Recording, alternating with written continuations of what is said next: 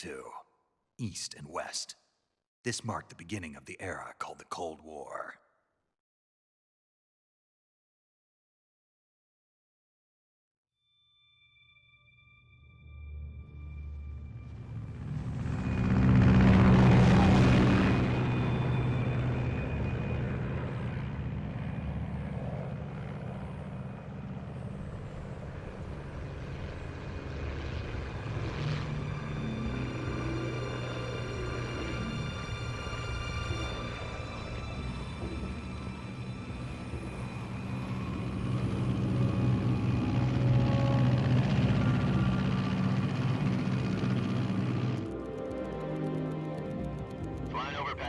Altitude 30,000 feet.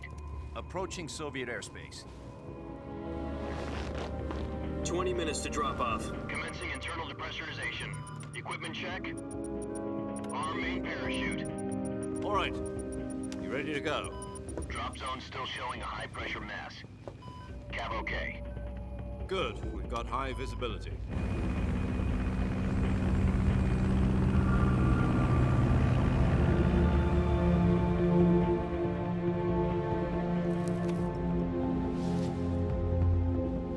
Put out that cigar. Connecting oxygen hose to interior connector. Put on your mask.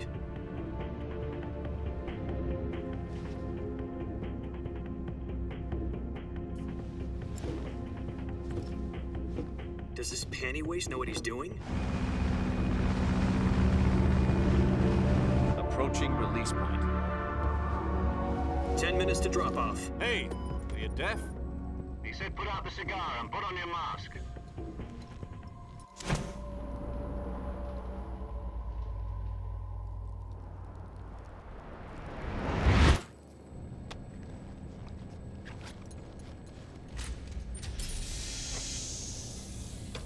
Depressurization complete. Checking oxygen supply. 6 minutes to drop off. Opening rear hatch.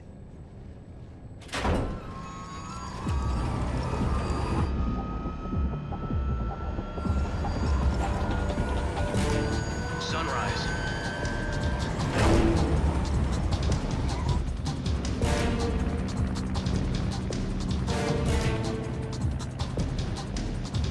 External temperature minus 46 degrees Celsius. 2 minutes to drop off. Stand up. You'll be falling at 130 miles per hour. Try not to get frostbite from the wind chill. 1 minute to drop off. Move to the rear. Activate bailout model. This is one for the history books. The world's first halo jump.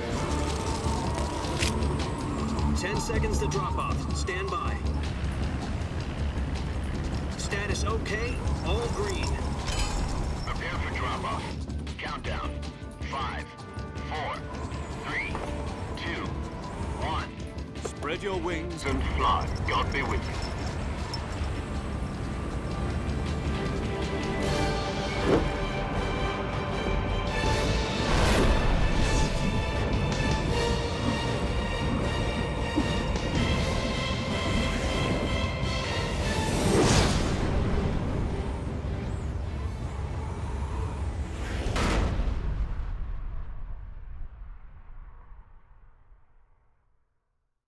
Jack, I've got some important news.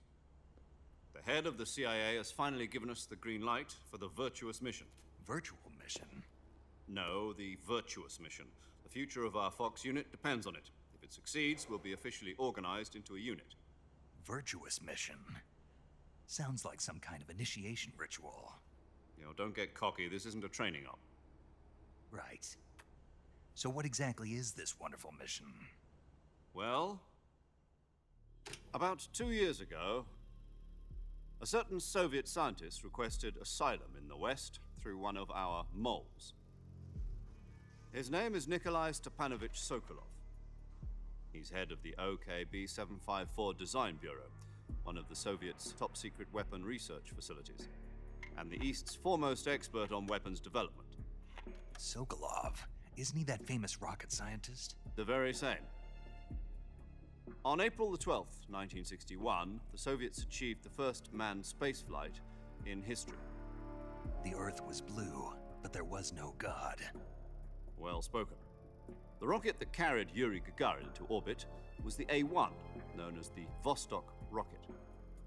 Sokolov is said to be the man most responsible for the multi-engine cluster used in that rocket. After Gagarin's flight, Sokolov left rocket development to become the head of the newly established Design Bureau. From a lowly technician to head of a design bureau, that's quite a success story, so why'd he want to defect? It seems he'd become afraid of his own creations. Afraid? Call it a crisis of conscience. And for that, he left his country and his family behind and went over the fence? Not exactly. One of his conditions was that his family was also to be taken safely to the west.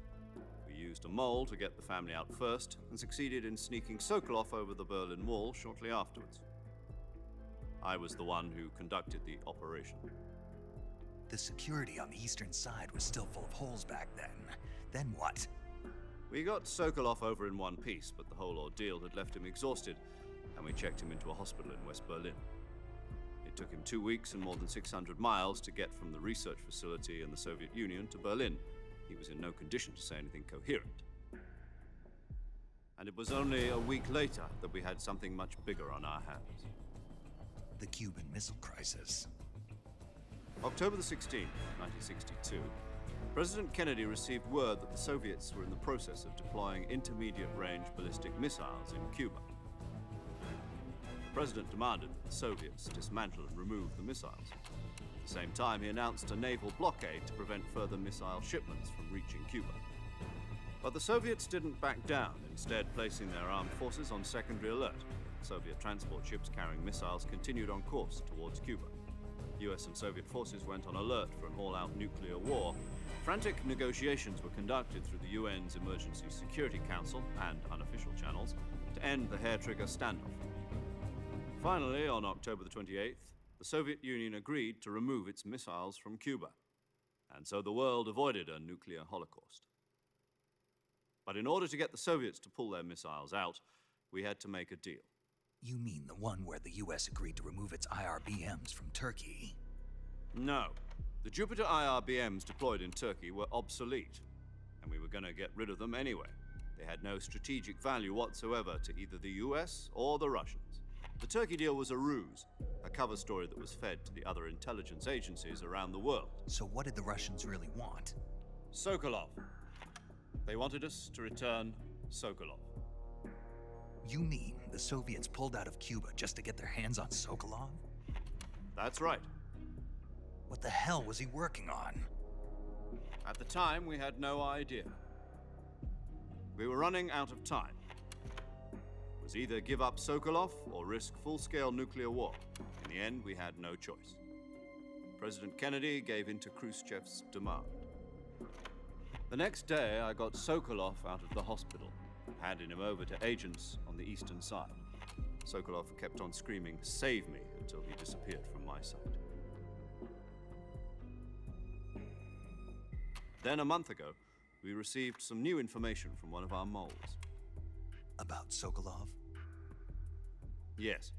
He was taken back to the research facility and forced to continue working on the weapon in question under KGB supervision. What's more, it's on the verge of completion. So what kind of weapon is it? Something to do with space rockets? No, missiles. Same technology. I guess you're right. We don't know the details, but it appears to be a new kind of nuclear device. For half a year now, the Soviets have been conducting frequent nuclear tests at Semipalatinsk. Something to do with the weapon, I assume. We're talking about a secret weapon so big that Khrushchev was ready to pull out of Cuba to get it back. Is Sokolov still in the facility? No. According to our intelligence, he's in Selino-Yarsk, a place in the mountains about 3 miles to the west that's known as the Virgin Cliffs. The Virgin Cliffs. Nice name for a virtuous mission. They moved him there just recently. Why? Apparently, they're conducting a field test of the weapon, but it's our best chance to get him back. This mission would never have been possible if he was still in the research facility. This is our last chance. Sokolov must have known that too when he contacted us.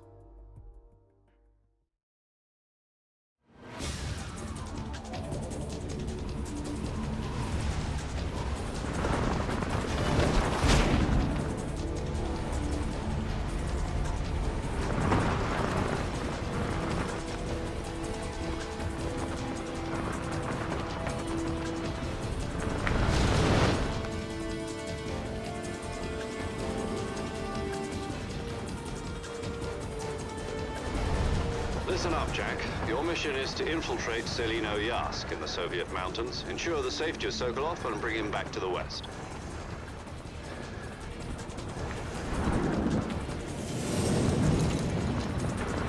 If we don't get Sokolov back before that weapon is complete, we'll be facing a major crisis. The clock is ticking.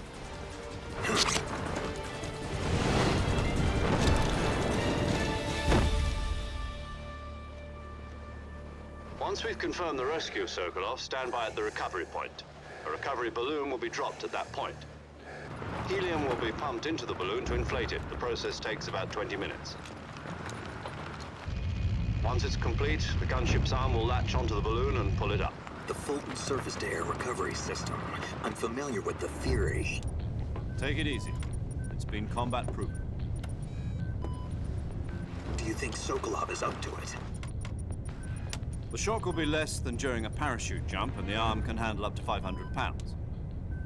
So you're planning on going over the border in a single combat talent? She's equipped with two 6-barrel 20mm Vulcan cannons, as well as two 40mm machine guns. Sounds like she could hold her own against a battalion of tanks. Even with the fuel in the reserve tank, we're facing a 4-hour time limit. If all goes well, it shouldn't take more than a few hours. Home in time for dinner. But if anything goes wrong, You'll be eating dinner, breakfast, and all the rest of your meals in the jungle.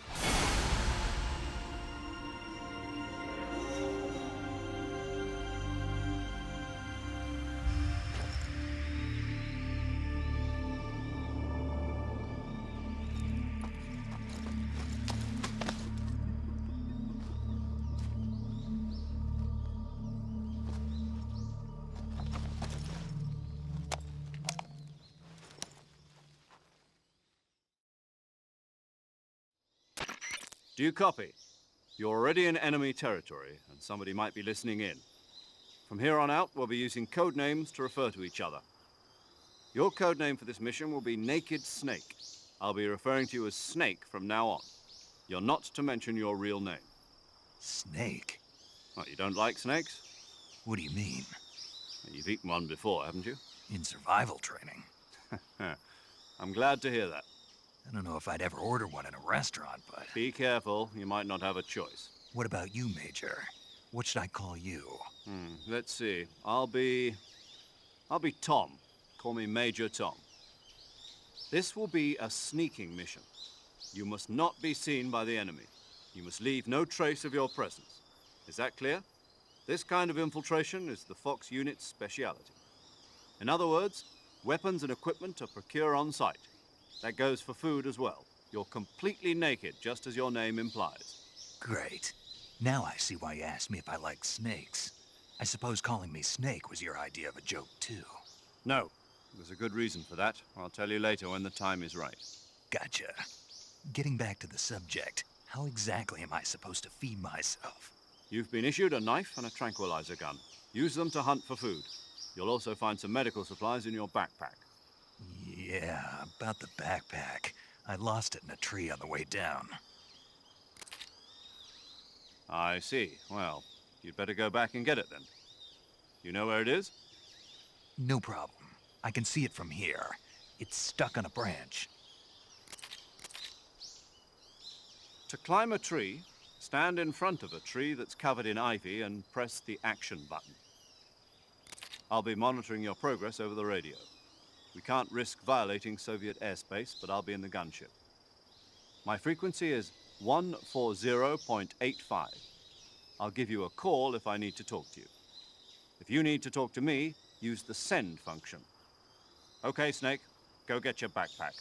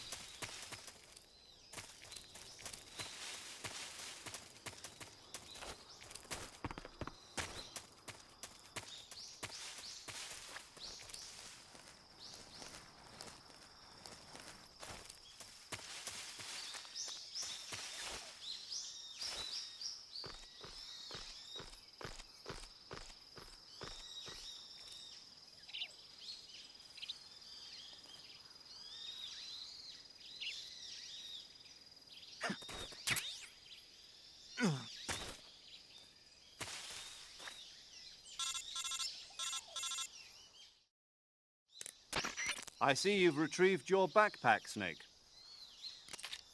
To equip a weapon, it's necessary to take it out of your backpack. In the survival viewer, choose Weapon from the backpack. Your available weapons will be displayed in a window in the upper left.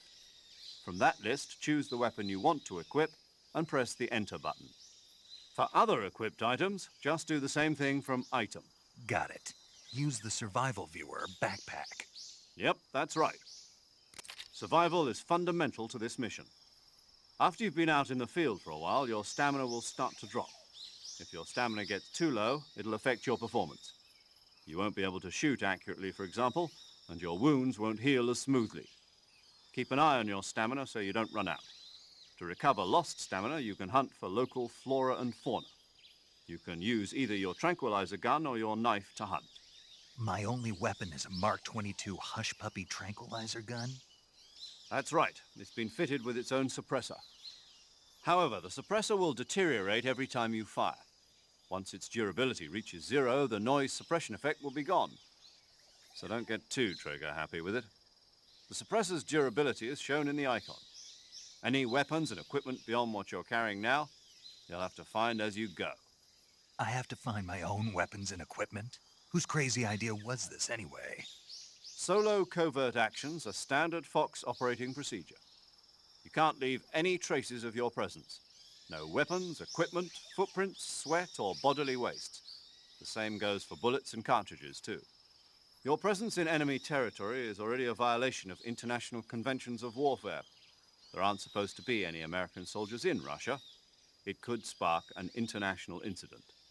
You can't let anyone see you. You can't let the enemy know you're there. This is a stealth mission. You're a ghost, Snake, in every sense of the word. And there'll be no rescue if you're captured. The military and US government will deny any involvement in the affair. Then I'll just have to take care of myself, huh? I'm afraid so. You've been given a fake death pill for that purpose. SIS guidelines stipulate that soldiers on covert ops like this one be issued a potassium cyanide capsule. Tape it to your body so you can take it when you need to. How generous of you. Use it if you're taken prisoner by the enemy. It'll send you into a state of false death for a short time. Fooling them into thinking that I'm really dead. So how do I come back to life? Just take the revival pill. You mean that thing they put in my tooth before the mission? That's the one. But be careful. If you remain in a state of false death for too long, nothing will be able to bring you back. Remember that. I'll keep it in mind. You said this was a solo mission, right? Right. I guess that means I can't count on any reinforcements. Correct. The mission rests entirely in your hands. A real one-man army. Relax. There's a support team ready to back you up over the radio. Who? I'll introduce them to you. This time, survival is of utmost importance. The first member of the support team will be in charge of monitoring your physical condition, acting as a medic, so to speak, as well as recording your mission data. She's a member of Fox as well, and she's here on the gunship with me. She? Hello, Snake. I'm paramedic. Nice to meet you. Paramedic. As in a medic who comes in by parachute. Aren't you going to tell me your real name? Are you going to tell me yours, Mr. Snake? My name, huh? It's John Doe. And they call you Jack for short. You're a regular Captain Nemo. A name means nothing on the battlefield. After a week, no one has a name. What's your name? Jane Doe. Very funny. I wasn't joking, but I'll tell you my name only if you manage to make it back alive. My frequency is 145.73. She's also in charge of recording your mission data. Whenever you want to save, send a message over the reserved save frequency, 140.96. So saving lets me record my mission data. That's right. It also records the state of your health. Good to know. There's one more person I want to introduce you to, Snake. Huh? Speaking of snakes, you remember the boss, don't you? A legendary soldier and your mentor. Actually, it was the boss that got the DCI's authorization in the first place. She's going to be serving as Fox's mission advisor. The boss is? She also helped me plan this mission. She and I were at SAS together. Jack, is that you? How many years has it been? Boss? That's right. It's me. Oh. Talk to me. Let me hear your voice. It's been 5 years, 72 days, and 18 hours. You've lost weight. You can tell just by the sound of my voice. Of course I can. I know all about you. Really? Well, I don't know anything about you. What's that supposed to mean? Why'd you disappear on me all of a sudden? I was on a top-secret mission. You didn't need me anymore. But there were still so many things I wanted you to teach me. No, I taught you everything you needed to know about fighting techniques. I taught you all I could. The rest you needed to learn on your own. Techniques, sure. But what about how to think like a soldier? How to think like a soldier? I can't teach you that. A soldier needs to be strong in spirit, body, and technique. And the only thing you can learn from someone else is technique. In fact, technique doesn't even matter. What's most important is spirit. Spirit and body are like two sides of a single coin. They're the same thing. I can't teach you how to think. You'll just have to figure it out for yourself. Listen to me, Jack. Just because soldiers are on the same side right now doesn't mean they always will be. Having personal feelings about your comrades is one of the worst sins you can commit. Politics determine who you face on the battlefield. And politics are a living thing. They change along with the times. Yesterday's good might be tomorrow's evil. Is that why you abandoned me? No, it had nothing to do with you. I already told you, Jack. I was on a top-secret mission. A soldier has to follow whatever orders he's given. It's not his place to question why. But you're looking for a reason to fight. You are a natural-born fighter, but you're not quite a soldier. A soldier is a political tool, nothing more. That's doubly true if he's a career soldier. Right and wrong have no place in his mission. He has no enemies and no friends. Only the mission. You follow the orders you're given. That's what being a soldier is. I do whatever I have to get the job done. I don't think about politics. That's not the same thing. Sooner or later, your conscience is going to bother you. In the end, you have to choose whether you're going to live as a soldier or just another man with a gun. There's a saying in the Orient, loyalty to the end. Do you know what it means? Being patriotic? It means devoting yourself to your country. I follow the president and the top brass. I'm ready to die for them if necessary. The president and the top brass won't be there forever. Once their terms are up, others will take their place. I follow the will of the leader, no matter who's in charge. People aren't the ones who dictate the missions. Then who does? The times. People's values change over time, and so do the leaders of a country. So there's no such thing as an enemy in absolute terms. The enemies we fight are only enemies in relative terms, constantly changing with the times. As long as we have loyalty to the end, there's no point in believing in anything, even in those we love. And that's the way a soldier's supposed to think? The only thing we can believe in with absolute certainty is the mission, Jack. All right, but do me a favor. What is it? Call me Snake. Snake. Oh, right. Your code name is Snake. It suits you well. That's right. The legendary unit that the boss put together during World War II was a snake. The Cobra unit, a group of heroes that brought the war to an end and saved the world. As long as you've got a legendary hero backing you up, you'll be fine. Isn't that right, Snake? Yeah, I can't think of anyone else I'd rather have with me. Oh, and one more thing, boss. Yes? It's good to hear your voice again. Same here. After all, who knows if either of us will make it out alive? Snake, you are always best at urban warfare and infiltrating buildings. But this is the jungle. Survival is going to be key. Those CQC techniques I taught you are sure to come in handy. CQC? Close quarters combat, huh? I've been in the Green Berets for the past few years. I'm probably pretty rusty. Not to worry. I'll be here to help you remember. After all, this is your first actual survival mission. I'll be supporting you over the radio. Where are you, boss? Next to the Major? The boss is communicating with us by radio from aboard a Permit-class submarine in the Arctic Ocean. My frequency is 141.80. Call me if you need my advice on battle techniques. Gotcha. Your mission is to retrieve Dr. Sokolov. Dr. Sokolov is being held in an abandoned factory located to the north of your current position. Avoid heavy combat and don't let anyone see you. Don't forget that this is a stealth mission.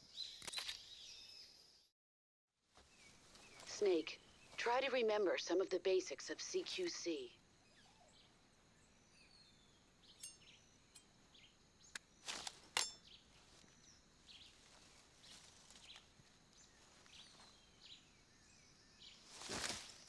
Commencing virtuous mission now.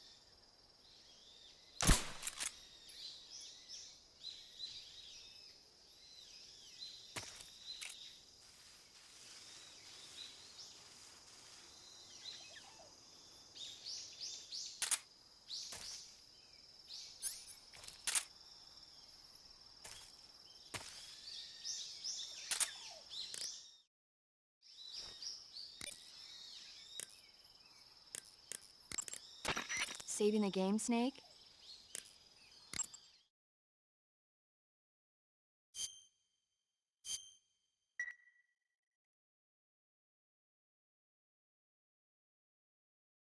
Hey, Snake, you ever heard of Godzilla, King of Monsters?